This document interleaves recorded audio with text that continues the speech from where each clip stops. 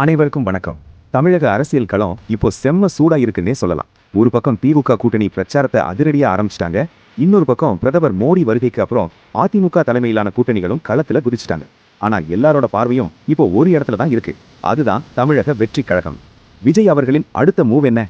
மாமல்லபுரத்துல இன்னைக்கு நடக்க போற அந்த முக்கிய ஆலோசனை கூட்டத்துல என்னென்ன முடிவுகள் எடுக்க போறாங்க? இத பத்தி முழுமையா இந்த வீடியோல பார்ப்போம். வாங்க வீடியோக்குள்ள போகலாம். அரசியல் மௌனம் கலைகிறதா?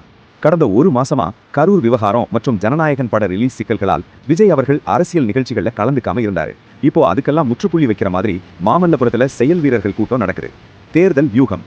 அடுத்த 3 மாசத்துக்கு கட்சி நிர்வாகிகள் என்ன செய்யணும், தேர்தலை எப்படி அணுகணும் அப்படிங்கிற மாஸ்டர் பிளானை விஜய் இன்னைக்கு வெளியிட போறாரு.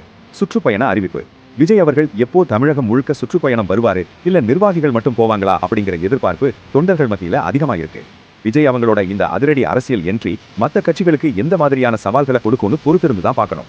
இது குறித்த உங்களது கருத்துக்களை கமெண்ட்ல சொல்லுங்க. இந்த வீடியோ உங்களுக்கு பிடிச்சிருந்தா மறக்காம லைக் பண்ணுங்க, ஷேர் பண்ணுங்க. இது போன்ற முக்கியமான அரசியல் மற்றும் சட்ட ரீதியான தகவல்களை தெரிஞ்சுக்க நம்ம சட்டம் அண்ட் வினோத் சேனலை மறக்காம சப்ஸ்கிரைப் பண்ணுங்க.